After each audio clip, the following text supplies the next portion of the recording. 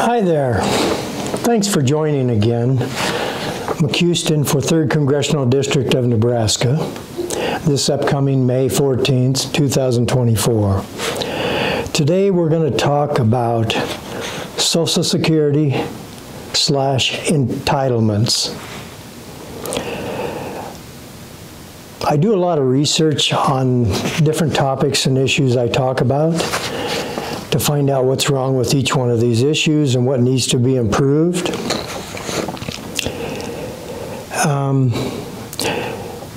Let me talk about some different numbers. In the United States, believe it or not, we have 24.4 millionaires living in the United States. And just for a few key notes and key states I want to mention, and where I'm going with this is about millionaires and Social Security entitlements, which some of the politicians are trying to gut, and they say, which just may be true, 2033, 2034, 2035, whichever it is.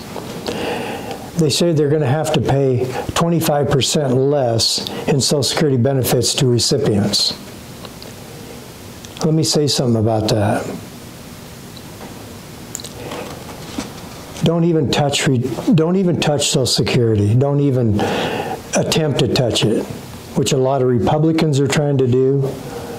Few Democrats are trying to do it, but a lot of Republicans are saying, we can't afford this, we can't afford this. It's not fair to rich, wealthy individuals because they're paying the most into the system, and then they don't get it, they don't get any of it back. Well, first of all, the wealthy only pay, on average, I seen a graph yesterday, 3.1% is what they pay as far as their tax rate into the payroll system that funds Social Security. The middle class and the poor, not the extremely poor, but they're basically, in my opinion, there is no middle class anymore. You're either poor or you're wealthy. But the numbers of millionaire in Nebraska, 348 millionaires in the state of Nebraska.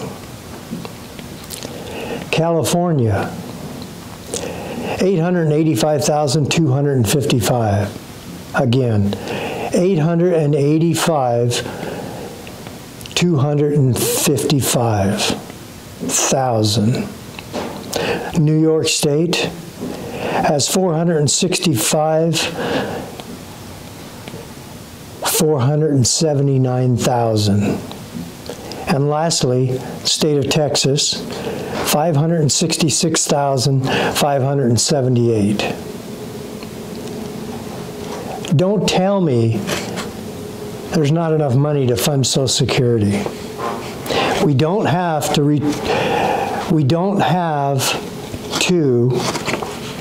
raise the retirement age before anybody's at full retirement age for their primary insurance amount.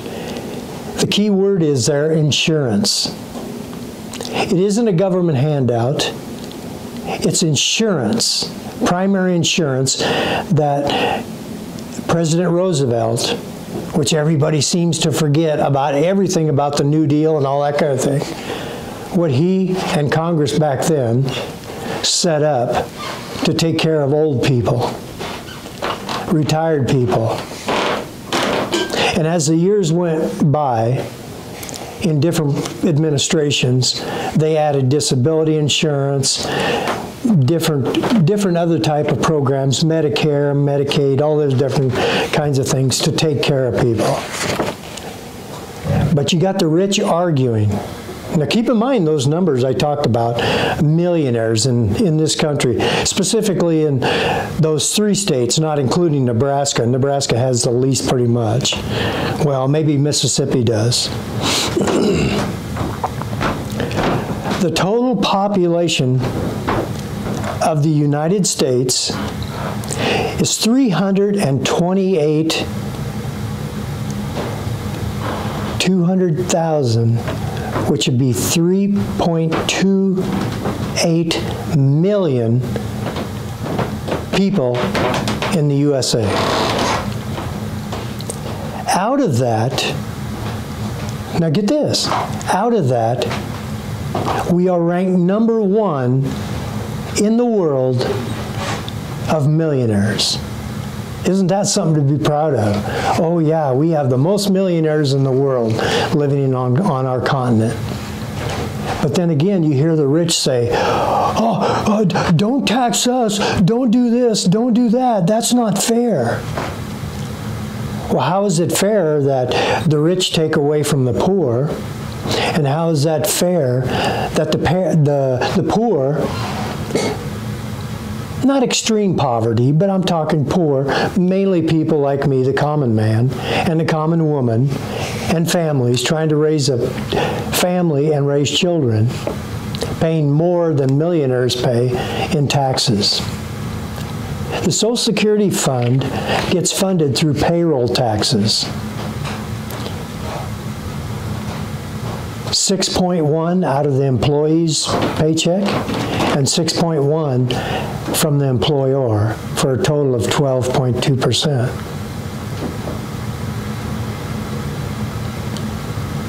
They think this is unsustainable.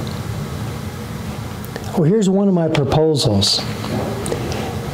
Anybody that reaches the net wealth of $1 million or has an income that they have coming in each year over $1 million, and it doesn't necessarily have to be $1 million, $2 million, $3 million, $4 million.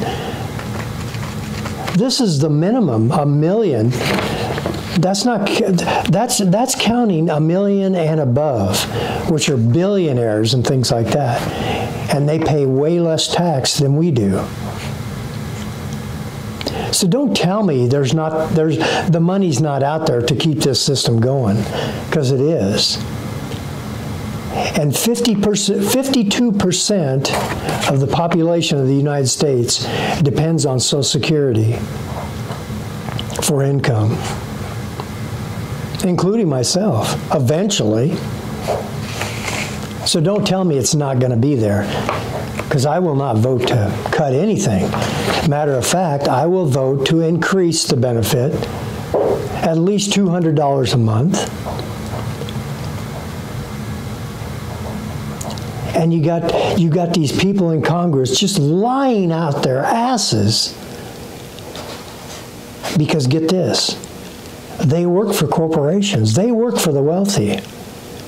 So the wealthy, so they don't raise taxes. Well, we're not talking about raising a tax on them.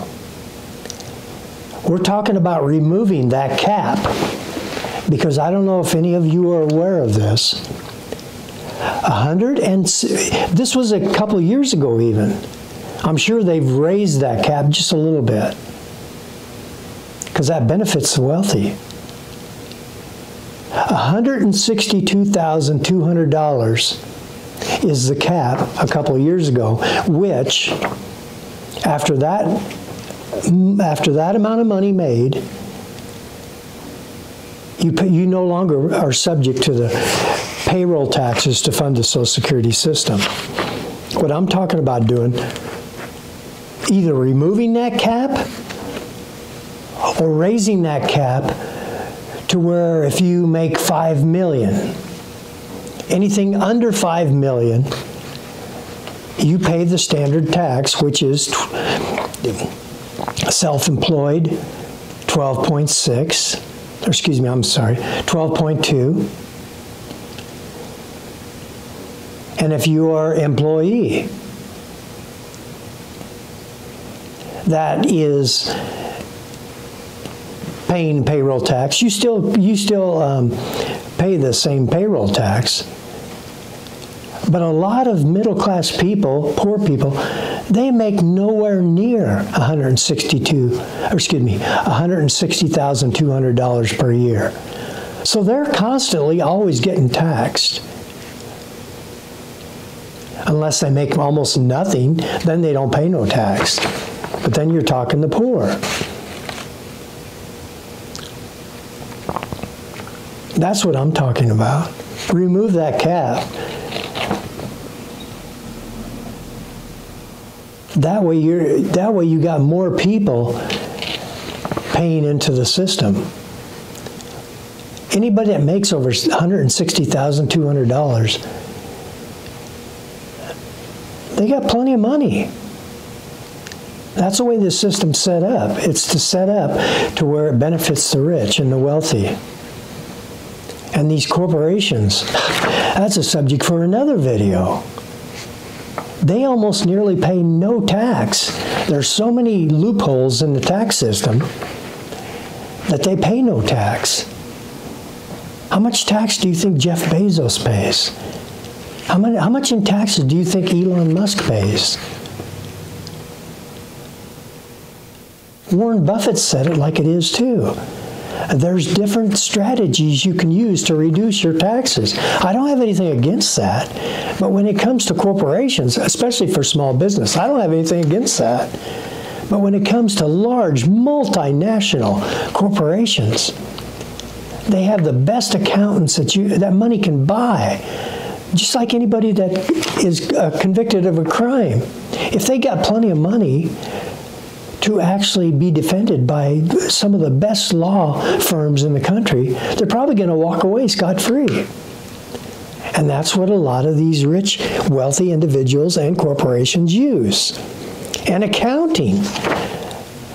The accounting that they use, that's why they're able to not pay any tax at all.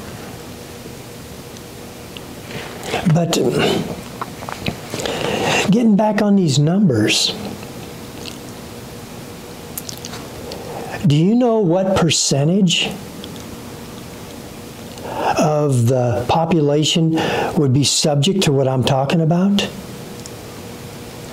Of the 328,200,000, 2.18% of the people, the population, would be affected by these changes. 2.18%. That's it. The rest of the population wouldn't even be affected. In other words, they wouldn't be subject to these payroll taxes like I'm talking about, removing that cap and such. Why do you think corporations try to automate?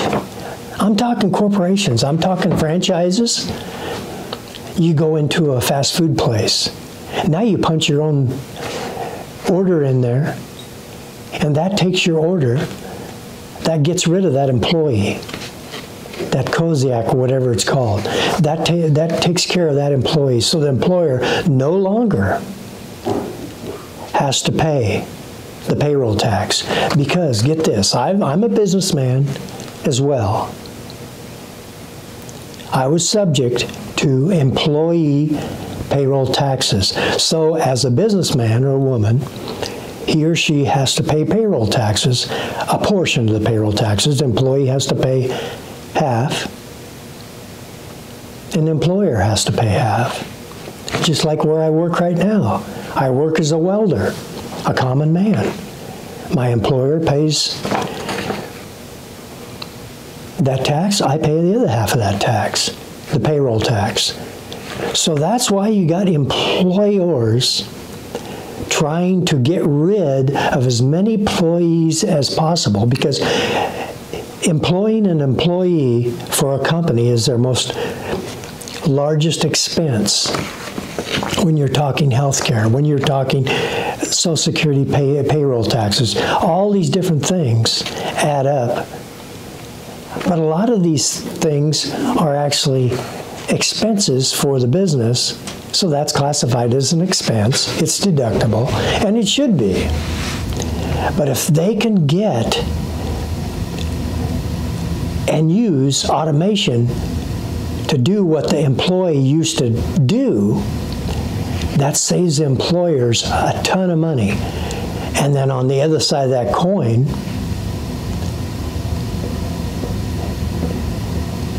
That's one less employee and employer paying into the Social Security Trust Fund. They said it's going to run out of money. What about all the people? Has that been figured in? What about all the people that died from COVID? And mostly it was older people. So that prevents that